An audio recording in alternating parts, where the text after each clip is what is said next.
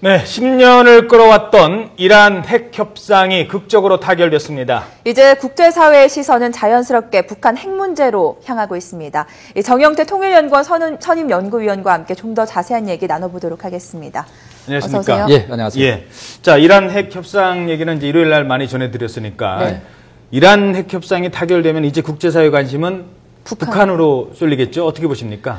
그렇죠. 지금 예를 들어서 이번에 이제 국제적으로 그 핵과 관련된 소위 핵무장과 관련된 가장 문제점 있는 그런 국가라고 하면은 이란과 북한이라고 볼 수가 있죠. 예. 그래서 지금 이제 이란은 뭐 1차적으로 협상에 성공을 했고 그 다음에 이제 남아있는 것이 사실은 그 북한이라고 볼 수가 있죠. 네. 그래서 이제 앞으로 미국이 그 소위 그 세계 핵 비확산 이러한 전략에 따라서 북한에 대해서 이 비확산이라고 하는 이런 목표를 달성하기 위해서 보다 더 활발하게 활동할 가능성이 사실 있죠. 예. 네, 앞서 저희가 뉴스 초반에 특파원 연결해서 뉴욕 특파원 연결해서 알아봤는데 네.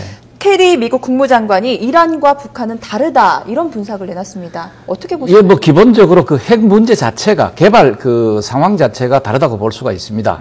이란의 경우는 아직까지 핵 실험을 하지 않았죠. 그러나 이제 단지 그 움직임 자체가 활동 자체가 핵무장으로 갈 가능성이 있다. 뭐 이런 정도의 핵무장으로 갈 수 있는 국가 이런 식으로 볼 수가 있고 네. 북한의 경우는 이미 핵 실험을 3차례 했습니다. 이 공식적으로요. 그렇죠. 했기 때문에 핵을 이미 개발을 했거든요.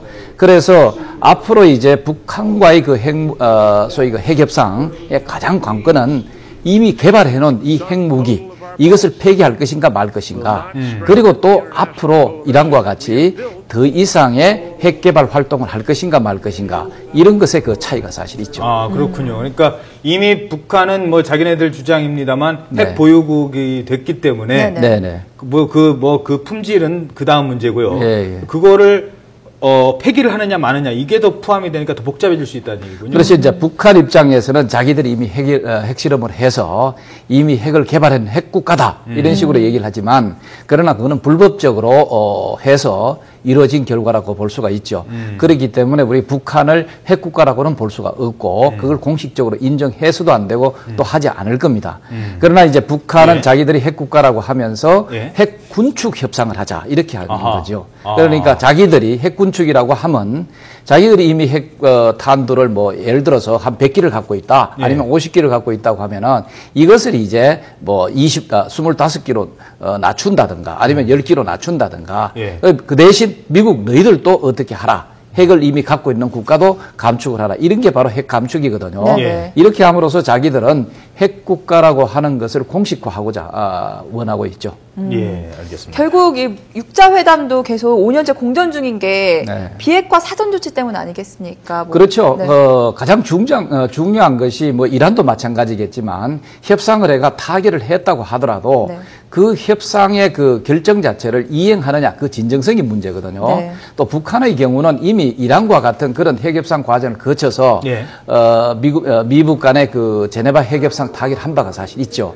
그러나 그 과정에서 결과는 은밀하게 사실은 핵을 개발해서 지금 3차 핵실험까지 할 수 있을 정도로 그것을 발전시켜 왔다는 거죠. 그렇기 때문에 북한이 이제는 미국도 그렇고 우리 한국도 그렇고 이 육자회담 당사국들은 북한의 어떤 이런 진정성, 핵을 진짜 개발하는 것을 멈추고 또 폐기를 하겠다는 이 진정성, 이 자체를 확인하지 않으면은 도저히 그 육자회담이라는 것은 결코 뭐 어떤 의미에서 결국 보면은 이것은 회담을 위한 회담이 될 수밖에 없다.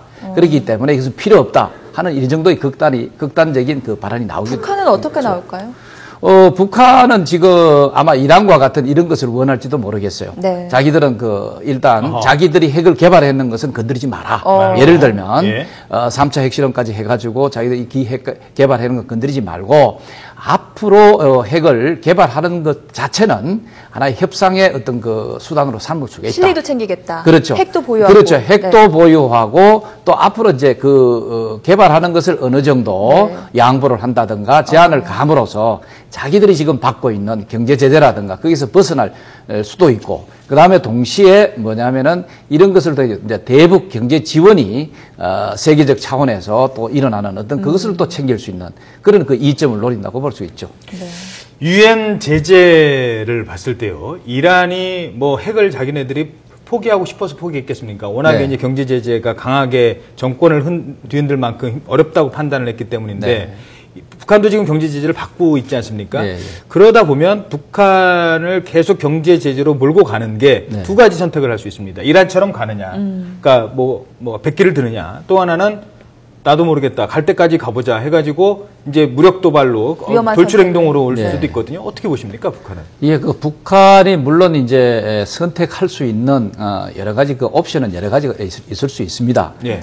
그러나 그 중에서도 이란에서도 보셨다시피 이제까지 그 많은 학자들이 그 소위 그 핵을 포기하게 하는 데 있어서 경제적 제재 자체는 효용성이 없다는 것이 많이 나왔습니다. 예. 그러나 이번에 그 이란 핵 협상은 결국 이 경제적 제재라든가 이 국제적 제재에 사실 손든 거나 마찬가지거든요. 예. 북한 역시도 지금은 그 강력하게 나름대로 그 거부를 하고 있지만 다방면적인 어떤 그 경제적 제재라든가 또 유엔 안보리 제재가 지속화될 가능성이 있습니다. 만약에 북한이 핵을 더 개발하게 된다면은 그렇죠. 그렇게 된다면은 지금 북한으로서도 이제 핵만 갖고 살기 어려운 상황입니다. 김정은 체제 자체는 이제는 경제력 소위 주민 생활을 향상시켜 주기 위한 예. 이 그 경제 생활을 그 발전시켜 주지 않는다면은 예. 북한 내부에서도 상당히 그 어려움을 겪게 될 수밖에 없다. 그렇다면은 이제 답은 하나밖에 없다. 그건 그렇네요. 바로 뭐냐? 북한은 이 경제 제재라든가 이런데 사실 그 견뎌내기 어렵지 않겠느냐? 이렇게 봤을 때 좀 시간이 걸리더라도 이런 그 선택을 지금 하고 있지 않느냐? 네. 국제적으로도 그렇기 때문에 북한이 진정으로 핵을 폐기하겠다고 하는 그런 진정성 자체를 보이는 게 먼저 순서다. 그러면 그것에 출발해가지고 육자회담도 좋고 아니면 뭐 사자회담도 좋습니다. 이런 방식은 뭐 여러 가지 선택을 할 수 있는 것이겠죠. 그래서 협상을 통한 그 평화적인 이런 그 해결, 이런 식으로 그 순서를 나갈 수 있지 않겠느냐는 생각입니다. 그럼 그 북한을 이 협상 테이블로 끌어내기 위해서 어떻게 더 국제사회가 압박을 할 수 있는 카드가 있을까요? 근데 여기에서 국제사회에 있어서도 그 압박의 그 중심이 가 있지는 않습니다. 그러나 지금 어떻게 하더라도 지금 중국도 그렇고, 미국도 그렇고, 우리 한국도 마찬가지죠. 외교적인 어떤 여러 가지 소수를 통해서 네네. 북한과 이런 그 평화적인 핵 협상을 통해서 해결할 수 있는 그것을 찾고 있거든요. 그 과정에서 북한의 어떤 진정성을 확보하기 위한 네. 여러 가지 노력들, 이것이 우선이라고 볼 수가 있죠. 그래서 중국도 물론 7개 항에 거친 만약 육자회담 재개와 관련된 이런 조항을 내놓긴 했습니다. 네. 그렇지만 뭐 그럼에도 불구하고 아직까지 그 진정성을 확보하기 위한 답이 될 수 없다고 하는 정도가 지금 그 미국도 그렇고 우리 그 한국 당국도 그렇고 그런 측면이 있습니다. 예. 자, 마지막으로 하나만 더 질문드리겠습니다. 북한이 연초에 주로 이제 뭐 도발을 많이 해서 네. 연말 연초가 또 다가오면서 좀 그럴 것에 좀 대비를 해야 된다라는 좀 얘기들이 있거든요. 네. 북한의 어떤 도발 가능성, 뭐 핵이라든가 미사일, 갑자기 또 뭐 실험, 요즘에 또 얘기도 좀 나오고 있는 것 같더라고요. 어떻습니까? 예, 북한의 핵도발, 핵도발이라기보다는 뭐 앞으로 핵도발 가능성도 우리가 염두에 둬야 네. 됩니다. 예. 어떻든 북한의 그 군사적 도발이라고 하는 것은 하시라도 있을 수 있다는 게 바로 북한 체제의 특성이라고 볼 수가 있습니다. 왜냐하면 그 이유 자체는 이러한 어떤 그 획일주의 그 정권에 있어서는 자기들의 어떤 그 필요성이 항상 또 있습니다. 네. 그때 있을 때마다 우리 오히려 이 군사적 긴장 조성하는 것을 활용하는 그런 모습을 사실 보일 수 있거든요. 그것이 예를 들어서 뭐 올해가 될 수 있고 내년에도 하시라도 일어날 수가 있다. 우리가 여기에 대비를 해야 된다. 이런 게 있습니다. 항상 물론 우리가 북한에 주는 빌미가 있다. 이런 뭐 측면은 전혀 없다고는 볼 수 없지만 네네. 그러나 북한은 자체적으로 그런 도발을 가지고 소위 이제 군사적인 수단을 자기가 주도권 확보랄까 이런 측면에 있어서 활용한다고 볼 수가 있죠. 예를 들어서 남북한 관계가 잘 돼가고 있는 차원에 있어서도 자기들이 그 서해 해상에 있어서 도발을 한다든가 하는 것도 이 남북한 관계를 자기가 주도하는 것이 되지 않으면은 그것을 주도성을 확보하기 위해서 이러한 그 군사적 도발을 그 활용한다는 거죠. 예. 그래서 우리가 상황적으로 봤을 때 항상 이런 그 북한의 군사적 도발 위험성은 우리가 안고 있다. 이렇게 보는 게 좋겠습니다. 예, 네, 알겠습니다. 네, 지금까지 정영태 통일연구원 선임연구위원과 함께 이란의 핵 협상 타결 그리고 북한의 움직임까지 살펴봤습니다. 고맙습니다. 네. 고맙습니다.